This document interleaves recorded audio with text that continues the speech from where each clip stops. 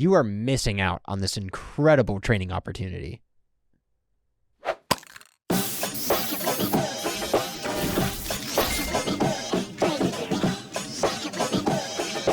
right, and we are live in 5, 4, 3, 2, 1. Welcome back to Port City Podcast, everyone. Thank you for being here. Today, we are talking about a secret tool that police and military have been using for dynamic training purposes. We're also going to be talking about some of the fancy, fun, cool-looking tools from SHOT Show this year. Yeah. So stick around for that, too. Yeah, so, and kind of to give some backstory to set the stage, right, for what we're talking about today, you kind of have to understand the need for dynamic training solutions.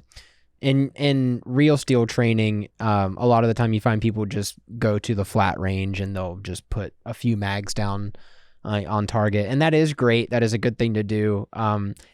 There is, how are you going to tell someone that training, putting, bullets in a tight grouping is a bad thing to do, right? You're not going to do that. We've noticed that a lot of the time it doesn't give for very well-rounded training, especially if you are trying to shoot more tactically. Yeah. So there's just certain things that the flat range doesn't give you as far as dynamic training. You can find yourself in situations where you can add dynamic movement to yourself as the shooter, but at the end of the day, the targets for the most part are static. They're just going to be either standing there, or if you can have dynamic targets, they're just doing a, simple movement. Right. There's, and you'll notice, so for those of you who do train regularly, you may have started off at an indoor range shooting your pistol, and then you kind of got to the point where you're like, well, maybe I should practice like drawing my pistol, and I can't do that here. So you go to a different facility that allows for some of that more like, tactical shooting environment. So you're practicing drawing, you're shooting different targets, you're moving and then engaging other targets, you're setting up obstacles. And like the natural progression of training, right? It makes perfect sense because the more you spend time doing something, you're going to start to notice areas where you could improve. And then you have to adapt, right?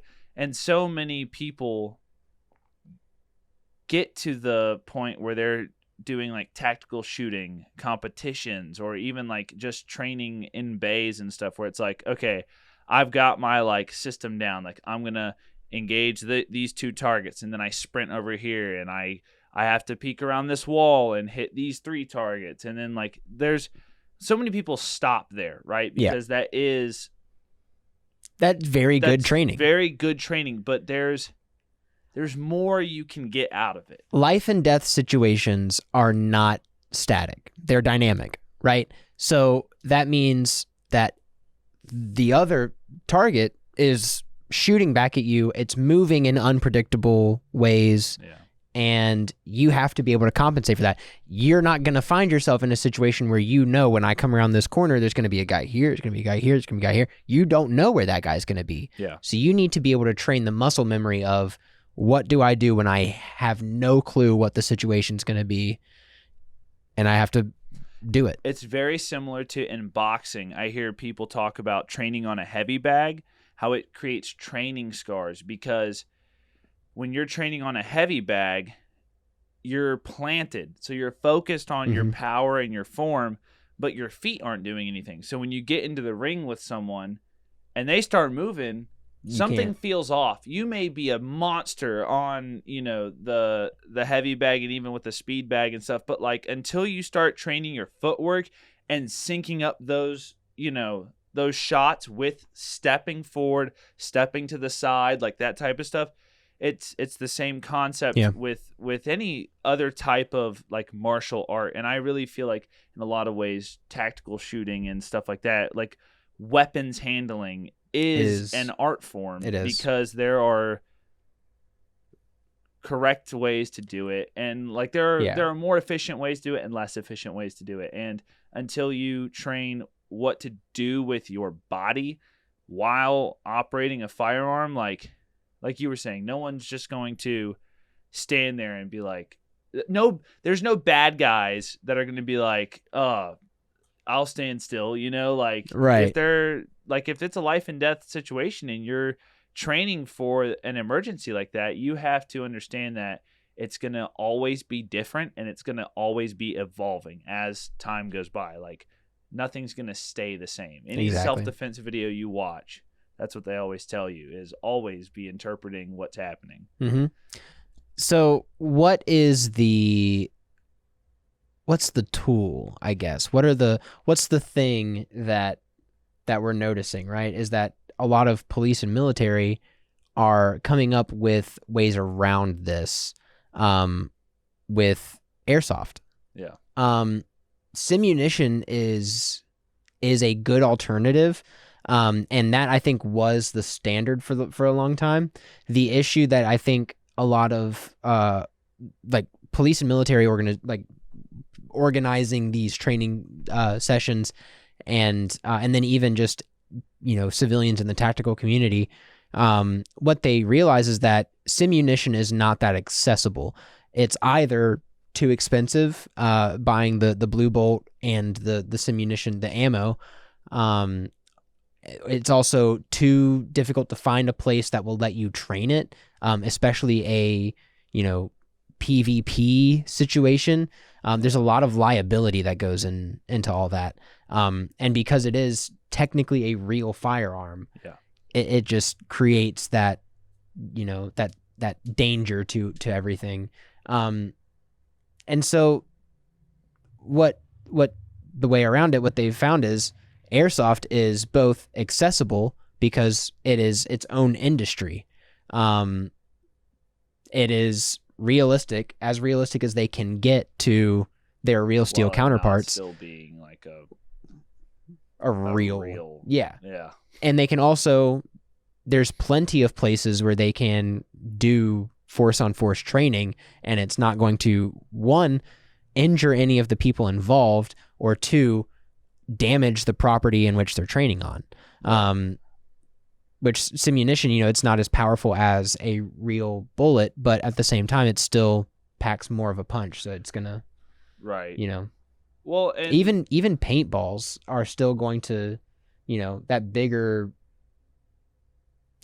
projectile is gonna, dent stuff a little bit more.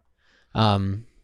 We've got an article here that talks a little bit about it. Yeah, we've got an article here that talks about, and we'll have this linked in the description for you guys to check out the full thing. But basically, the article is kind of explaining why police and military have been switching over to airsoft. And, we talked about, like, I personally know that some of the local police stations use airsoft for training purposes. They buy airsoft replicas to use for their officers to train with. And so, in my opinion, if it's good enough for the police station to train with, right, why wouldn't I want to also utilize that tool? Yeah. And so here it kind of talks about, like what you were saying, like the advantage of it being cheaper, being a little bit safer, and it opening up new places for police officers to train. Like here it says officers can use airsoft guns inside offices, schools, airplanes, boats, and other training environments that used to be off limits. In addition to the fact that it is much safer and requires less safety gear, they can actually wear their typical uniform or equipment rather than having to wear the simunition safety suits when you're doing like point blank training, like basically wearing soft armor all over their bodies and these big bulky helmets. Like they can just wear some iPro and something to cover their mouth and use airsoft in it, and it's the same. Yeah. So it just opens up way more opportunities for their training. And then even thinking about the locations in which they can train, a shoot house is going to be a shoot house. It's going to be the same no matter which way you come in from, how you structure it. But, with airsoft, your local SWAT could come in on a weekend when your school is empty and run drills where your local SWAT team is practicing going into your local high school and addressing an active shooter situation in your high school. We see it all the time. When we were up at Thunderdome, yeah, they were talking about how SWAT trains in that mall. Mm-hmm. It just makes sense that, like it gives your local law enforcement the ability to train in the places where they are actually going to be called out to. Right. It's a very real situation that they could be called to. Or, right. The mall or... It's the same concept of people saying, do dry fire drills in your house. Learn how to maneuver around your house. Not that you would want to necessarily fire some BBs in your house, but like... I've done it. Yeah, I've shot at bugs.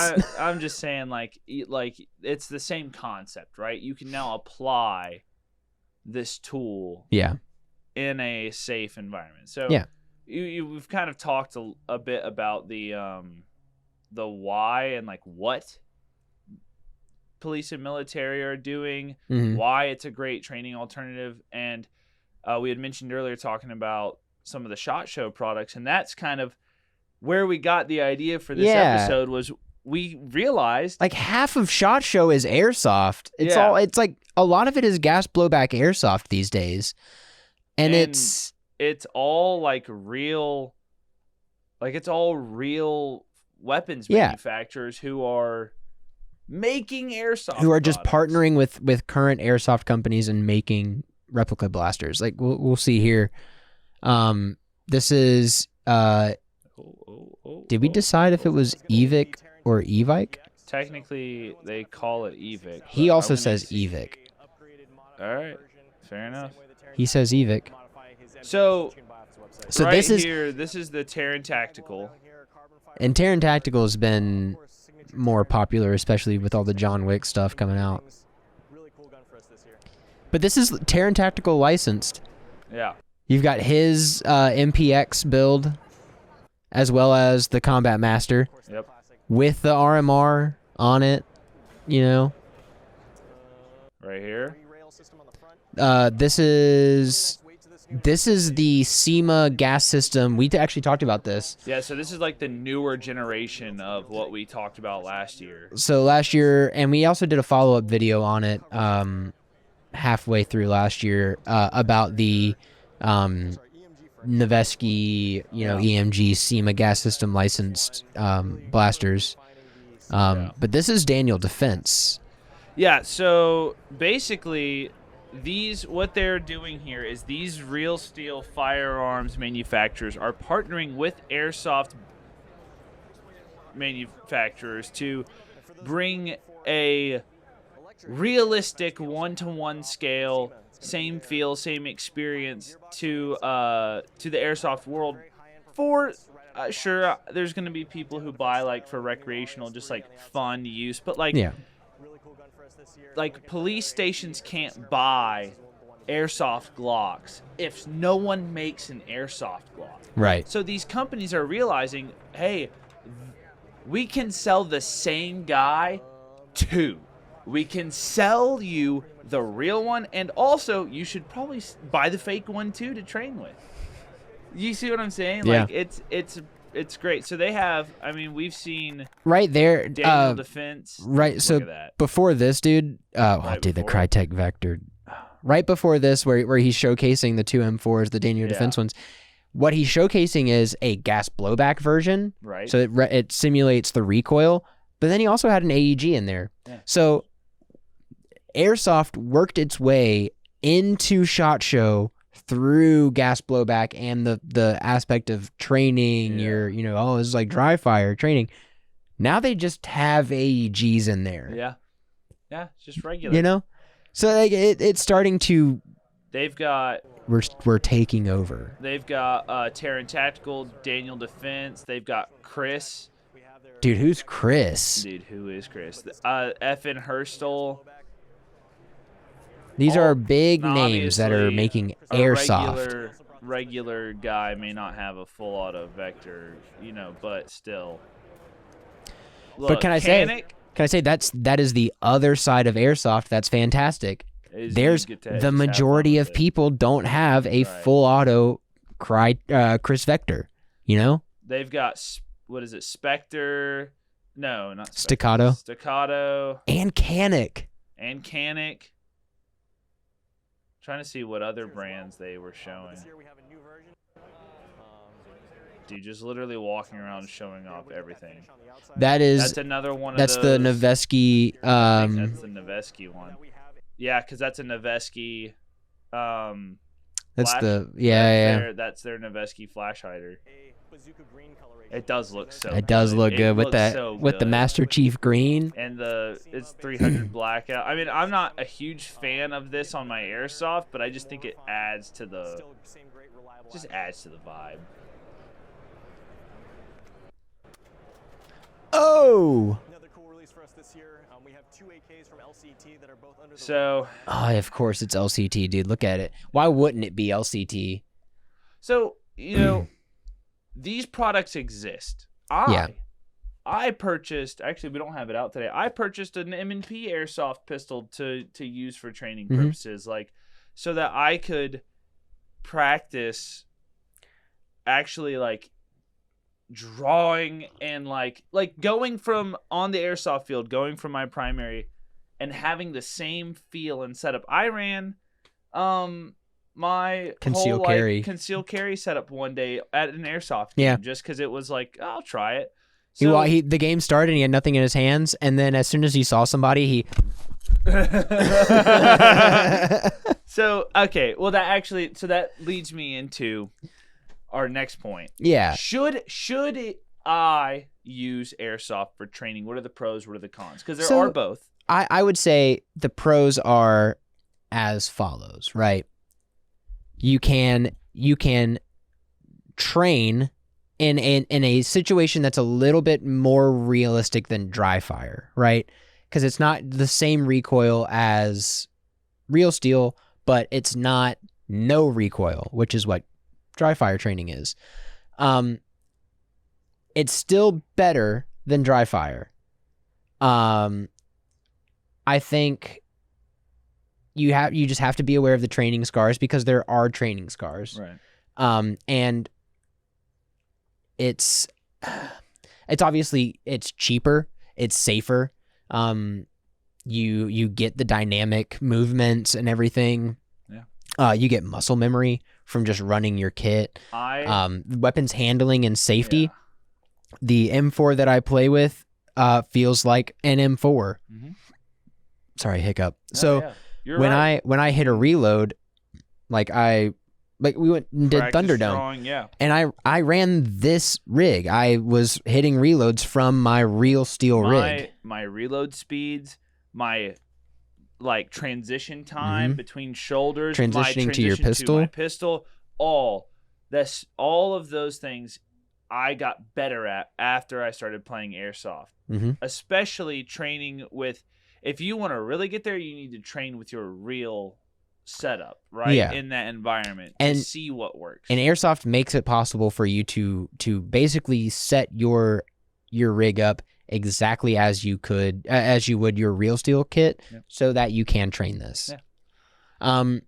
Obviously the cons, it's not a real bullet. It's not, right? You're not going to get the same recoil. You're also not going to get the same accuracy and range out of that, right? Your engagements are going to be more, 50 feet or less, give or take. Most people don't know this, but you actually can get more range from airsoft than you can from simunition. Yeah. So in that way, it again is better. It's cheaper, it's more reliable, longer range, but you don't get the full recoil. Now, how much does that matter to you? Because with the pistols and the M4s, it's going to be close, not quite the same. Yeah. So it's something you got to keep in mind, right?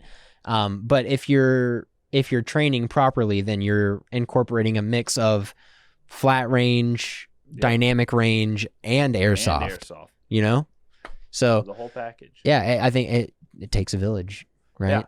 Yeah, it really does. The last thing I think on the cons list would be that it is a recreational hobby. Right. So if you're at a public game, while you can take it seriously, you can't expect everyone else to do the same. Like, you can't expect to stack up on a door and have like 4 or 5 dudes behind you all on the same page. It's gonna be you. You might get one other person that's like, I got your back. And then you've got 3 or 4 kids that haven't ever shot a blaster before in their life. So keep that in mind. Isaac and I will run together and we'll use it as opportunities to train breaching a door, clearing a room, running as like a unit, doing bounding fire, stuff like that. Mostly we're using it for just maneuverability and learning how to manipulate cover and stuff. So I mean, at the end of the day, I think what it comes down to is if you take it seriously and you put in the initiative to do your research and find the correct types of platforms to use and how to apply it to whether you're playing public or private games, apply it to your training methods you're already doing, add it in as an added bonus. I think overall it would definitely make it worth your time. Yeah. Well, yeah. If you like this, we have more videos. We have a video where you can learn about training, doing this basically with Glock. We did a video about Glock making a licensed replica of their 19 for specifically training purposes. So you can find that linked in the description, or you can find it floating somewhere, I'm sure. It'll be up here. Yeah. But yeah, check that out. And thanks for watching. All right, let's go. Yeah, let's go.